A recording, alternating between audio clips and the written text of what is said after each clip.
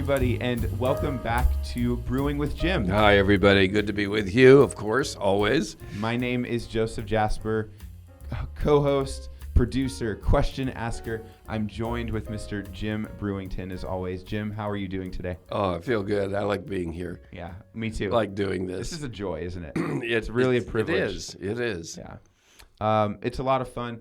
This is a show where we get questions from our audience, specifically, and usually those questions have to do with life or God or religion or friendships or school or whatever.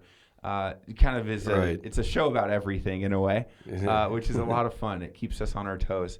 Jim, today the question that we have from an audience member is distinctly not a question about Christianity specifically. This is a question that I am confident comes from one of our students. And the reason I say that is because I remember having the same idea in the back of my head, or the same question in the back of my head, for basically my entire adolescence, perhaps, and maybe still remnants of it here in adulthood. Okay. Here is the question. Yeah, what is it? For this week. Is it okay to just ignore and avoid people in life that I don't like? That's a tendency, isn't it? I think it is. I think the answer to that question is yes and no. It's not a simple question. It depends upon what about that person do you not like. Sure. And that needs to be determined. Interesting. There is a passive way of dealing with people that we don't like, which is to ignore them. Now, I can argue that ignoring somebody is active because you don't talk to them, you just avoid them and so forth. But ignoring, let's say for now, is passive. To avoid is active. Then you have to duck around the end of the aisle of the grocery store if you see them coming, and you're really you don't want to encounter them, and you're avoiding them. Another active way is to run when you see them, and you flee from them. And if the dislike is serious enough, the other person needs to be restrained. Now, so what is it you don't like that a person doesn't like about this? A person, let me put this in two groups. A person can be pathologically dangerous. Sure. Well, I don't like that. Somebody who's pathologically dangerous, who may be threatening you or your family, they need to be restrained. Mm-hmm. There we bring in help from law enforcement and others. Yeah. So we stay, you avoid. Just to be clear, you're talking about like physical dangers. Yes. Okay. Well, physical dangers, there are emotional dangers and abuse in all sorts of ways that could come our way. Certainly. Have they threatened you? Are they a bad influence on your children? Sure. On your kids? Yeah. Then they need to be not only ignored, they need to be held away. Held away. Held away. But let's go back to, or let's touch upon something that's more common, and that is, what is it about the person I don't like? Mm-hmm. Well, they're annoying. They have a personality that's annoying. Sure. They talk on and on and on. They're loquacious and they won't stop talking. Sure. And I'm trapped in the car with them, or I'm trapped at the party in the corner and I can't get out. Or and when they talk too much, they talk about themselves. Sure. That's annoying. Mm-hmm. That is very annoying. What if they have different religious beliefs? And I don't, excuse me, and I don't like that they are forcing those religious beliefs on me. Sure. I had a call from a protege this week that the problem that he presented to me was he was in a car with another Christian, and the other Christian kept talking to him about the gospel in a sense of trying to convince him that the gospel is correct, and he's already there. And what are we doing here? Are you practicing, or are you? and so I don't like that person because it's annoying and it's okay. Yeah. What if the person has different political views, and as the election of the president is either passed now as this airs, or No, still coming. Oh, it's still coming. Okay, all right. We record these ahead of time, but not that far ahead of time. Okay. Well, it's 75 days as we record this to Election Day. Okay. And so there are people who spend a lot of time talking about what's right and what's wrong. And, I think that my way of approaching somebody that I don't really care for is to view them as a challenge to me. And instead of trying to get rid of the annoyance and get rid of the barbs that are coming that I don't like, sit down with that person and make something right.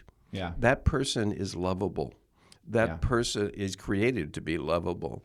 That person has the capacity to love, may not have finely tuned talents to respond to people with love. Yes. But I have found in my life that when I talk to people and I ask about them, I don't talk about myself. I ask about them. And when they say something, I ask about what they said.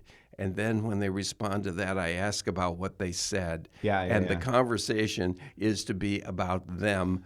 And because I have done so much counseling, I know that the issue is almost never the issue. The complaint is not the complaint. There's something else going on in the life. Now, I'm not saying to our audience that you need to be clinical with this person, but or an interrogator. Well, interrogator in the sense that you do ask questions about them. Right. But my knowledge now has taught me I don't want to talk about myself unless somebody asks me a question about myself. Or about me. And I try not to do that. If somebody says, well, I went to Boston last. Well, my tendency might be, I've been to Boston. Let me tell you about the traffic in Boston. It's very difficult to drive. Okay, you go off on that. Now you're talking about you, and you are not really looking at where is this person lovable? Where is this person? What is the attraction that is available? That's a good from way to put it. This person. That's a really good way to put it. Find it. Yeah. Find it, and then I think it may be with a friendship that is ongoing that they will see the irritable part of their personality, that they will see what is annoying just by watching you. And that's the only issue with that is if the part that you find annoying is that they keep talking about themselves.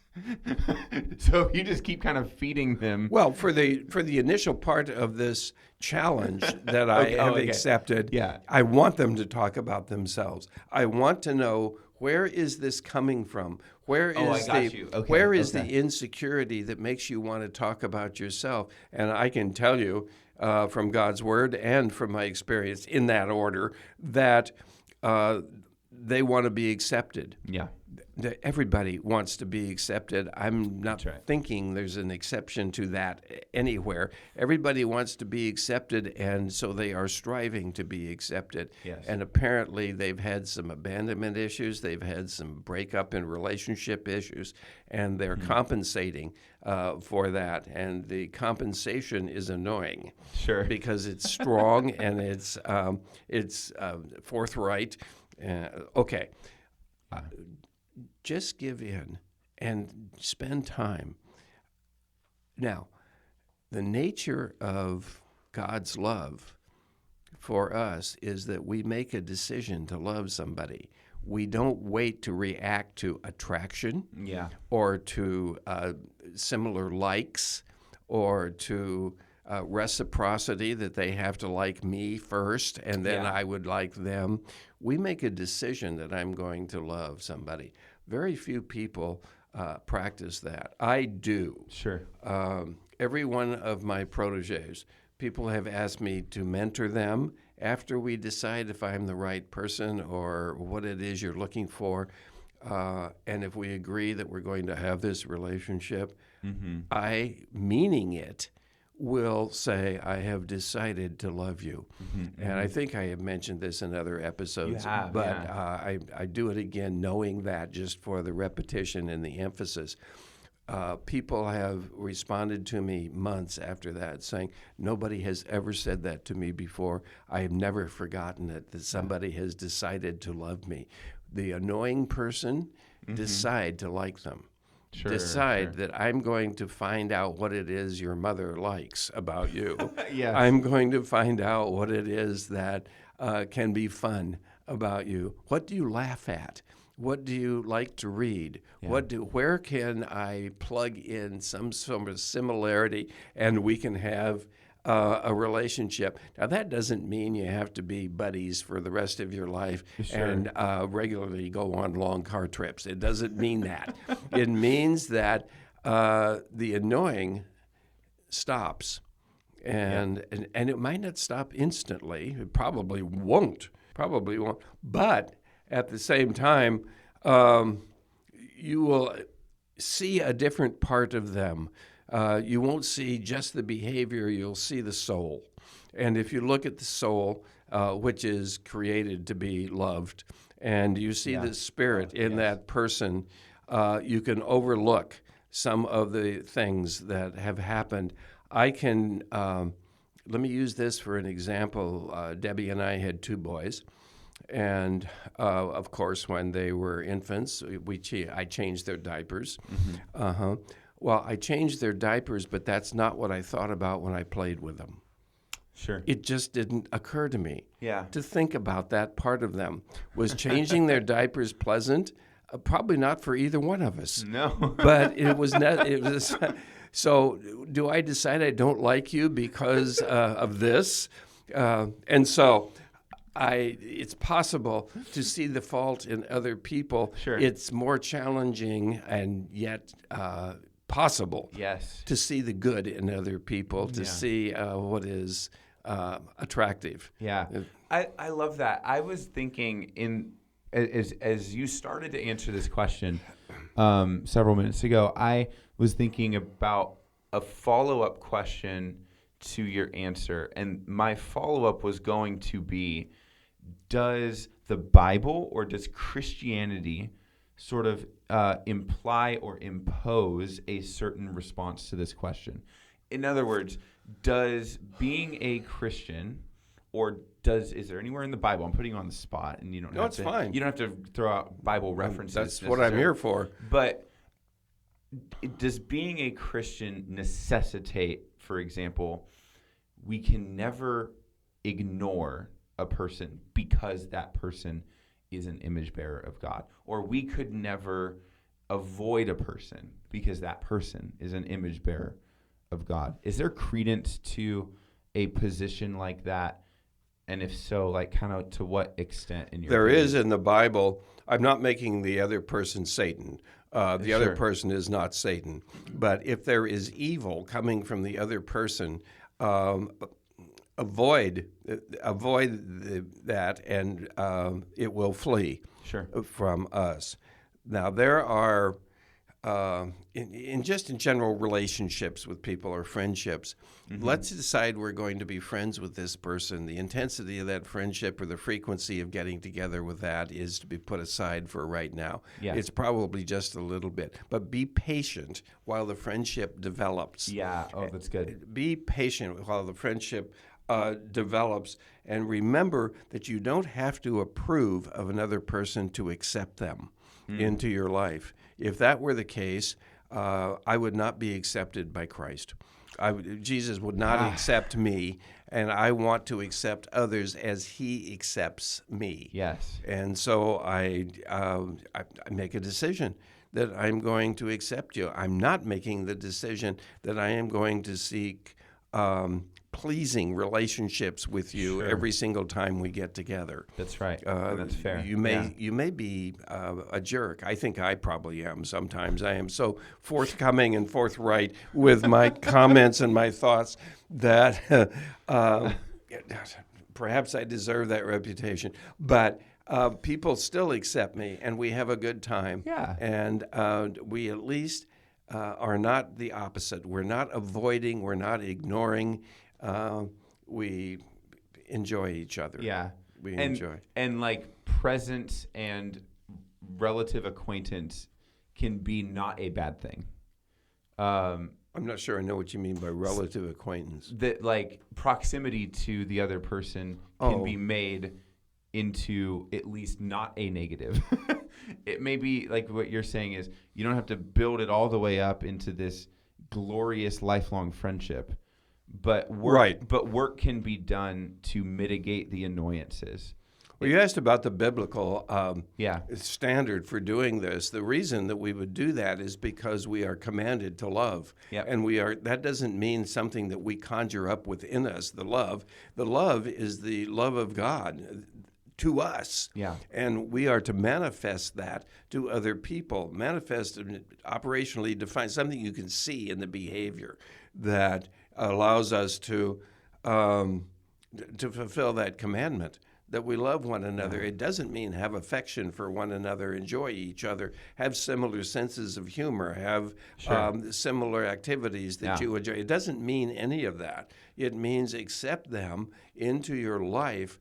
The degree to which that acceptance takes place is variable, and it should be variable. Yeah. That's the biblical motivation for I want to see what it is in you that Christ loves. Yeah.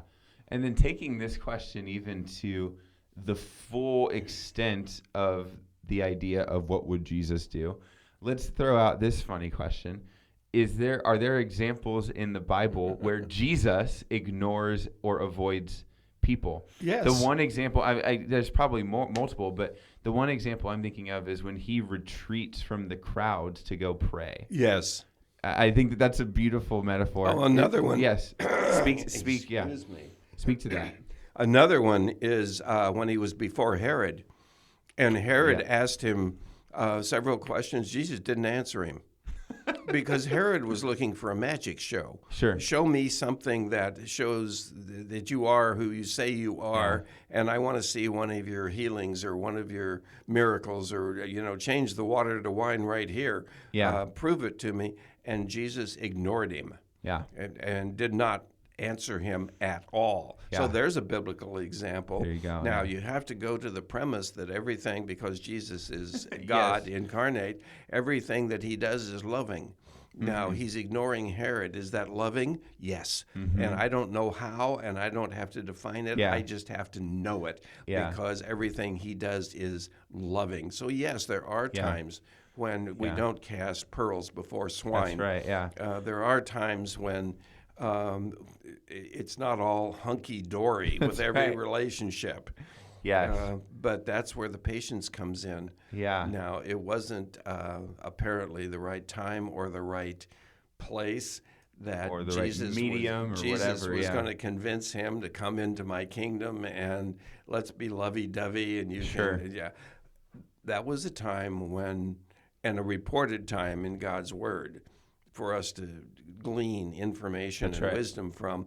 He just said no. He said nothing. He just stood there. Yeah. Yeah. Well, I think that's maybe even a good place to wrap up. Let's do it. Our answer to the question. Thank you to our audience member who submitted the question, of course. Yes. We're going to move to our second segment, which is, we just call it the Surprise Jim segment. The name implies this, but it's a question that Jim does not know ahead of time, and we just do it because it's fun. What is it, dear Joseph? Here it is, dear Jim. I know this is actually maybe, by the way, if I can preface this is the first Surprise Jim question that I know the answer to ahead of time. But I still want to ask it. Should I just walk out of the studio now? You can handle both sides. Okay. I want to still ask it because this is a fundamental disagreement between the two of us. Oh, really? And I want to kind of interrogate our different what is experiences and priorities here. The question is, do you prefer to write with a pen or a pencil, and why? Oh, we disagree? I think so. I'm fully a pen person. Okay. No, I think that the two finest, most brilliant concepts that ever have come out of the human mind, the first is the ontological argument for the existence of God, Sure. and the second is the number 2 pencil. Yes. And the number 2 pencil, they weren't beginning, there was only number 4, and it wasn't called number 4. It was just hard. And what is the I know that we're really going to talk about pencils. The graphite. I know it's the hardness and the brittleness of the graphite. Yes. But what effect does that have on like the legibility or the experience of the writing? harder the graphite, the lighter the image on the paper. And that's why in ASL our sign for pencil is a right hand touching the tongue or the lips and then writing with it, because people used to put the graphite, they would moisten it on their tongue so that it would be darker. That's why people and do then that. somebody came along, and I don't know if I should. Yes, folks, I have studied this. I have referenced all of this. So the number 1 pencil came along, and it's if the audience can see like the big grin on my face right now. The graphite is so soft in the number 1 pencil that it smudges, and so somebody invented the number 2 pencil, which is the most popular and the most required by schools. And then there was the number 3 pencil, but there are 5 because there's a 2.5. What? There's a 2.5 pencil. No way. So people, in the ASL classes, I test their receptive ASL skills by signing in the front of the class, and they have to write in English. I require pencil because if they write with pen, I don't want them to scratch out, and I have to go through a jungle of scratches to see what's going on. Sure.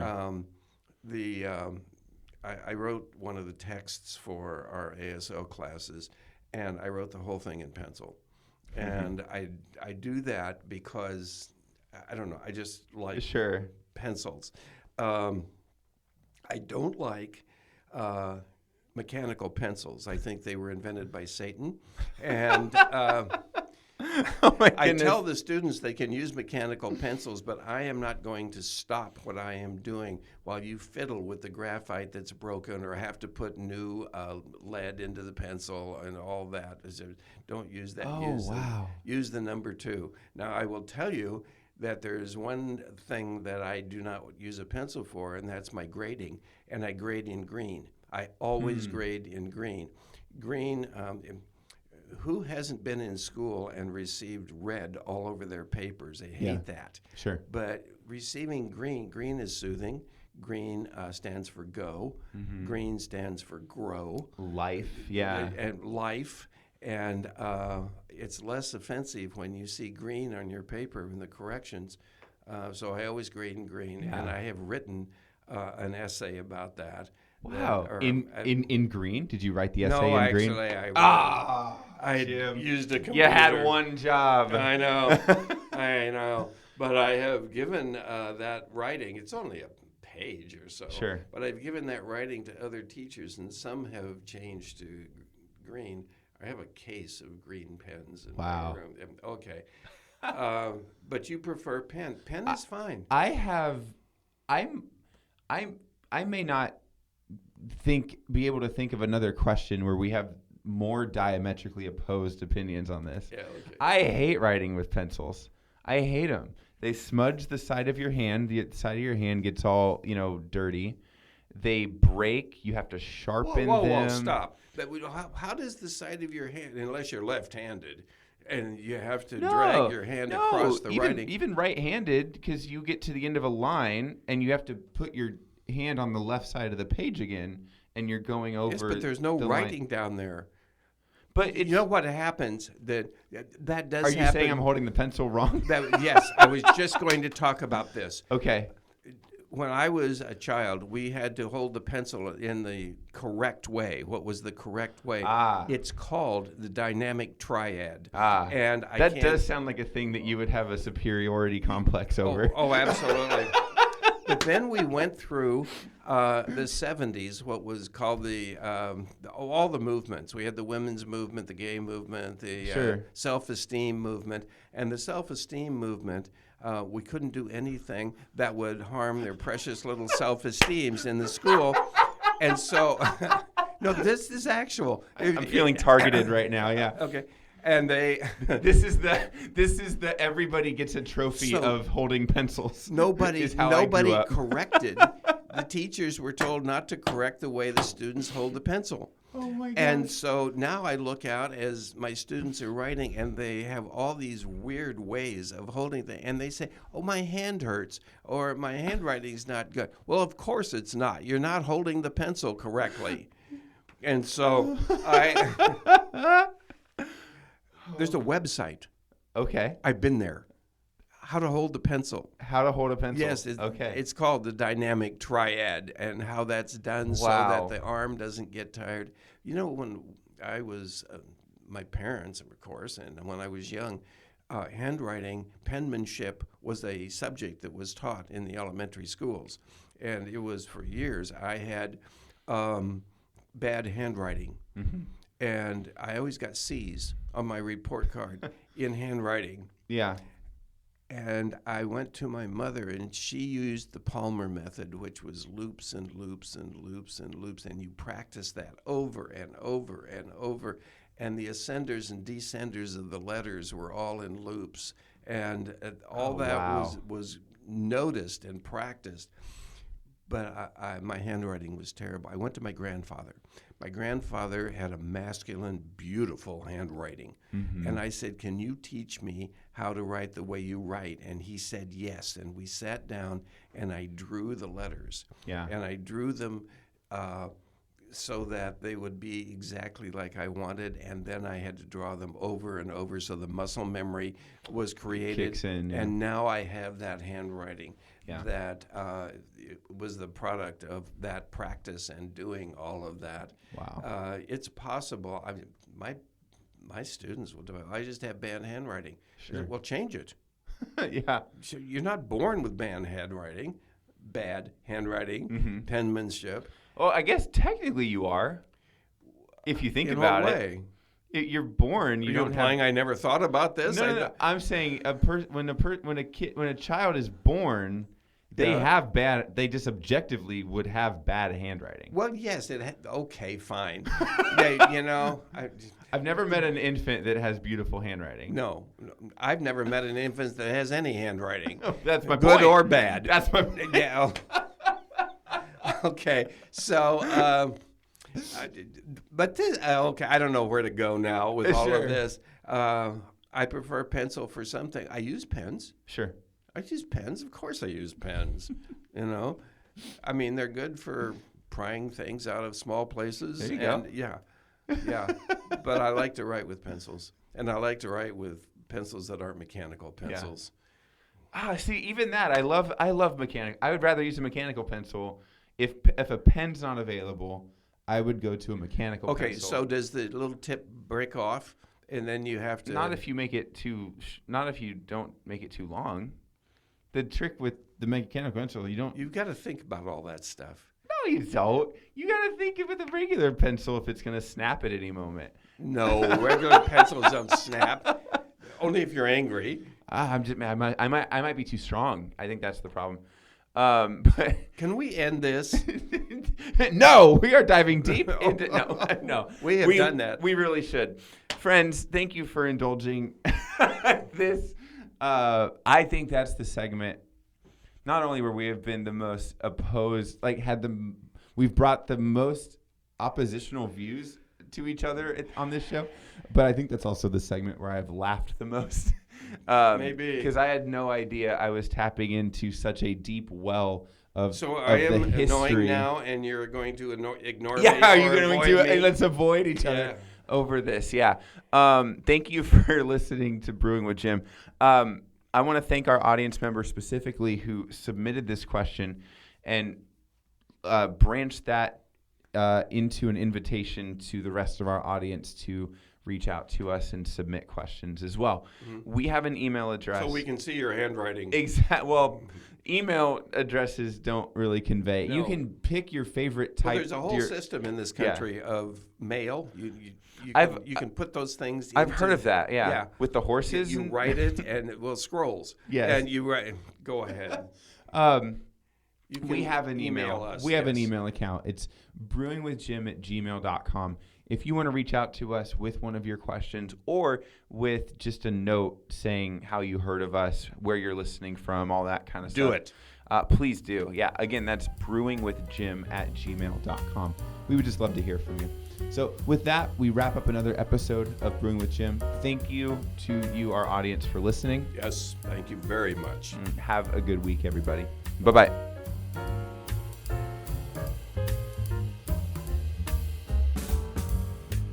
The topics that are covered and the answers that are offered during episodes of Brewing with Jim are designed to mine the wisdom attained from a life of pastoral ministry and care.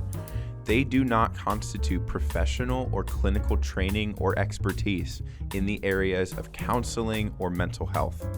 CVCS and its podcast network want to provide a platform for the discipleship of our community. Brewing with Jim is our attempt to foster that environment in a format that is accessible for everyone to participate in. The views, thoughts, and opinions expressed during the show are the speaker's own, and they may or may not represent the views, thoughts, or opinions of Capistrano Valley Christian Schools or its faculty. The material and information presented here is for general information purposes only. This episode has been a production of the Capistrano Valley Christian Schools Podcast Network. Capistrano Valley Christian Schools is a Christian JK-12 school in San Juan Capistrano, California. Be sure to check out, subscribe to, and leave a review of this show and the other shows on our network on your podcast player of choice. Doing so supports the school community in a multitude of ways. For more information about the CVCS Podcast Network or any of our other shows, check out cvcs.org or email podcasts@cvcs.org. On behalf of the whole network, this is Mr. Jasper saying thank you again for listening and stay tuned for more.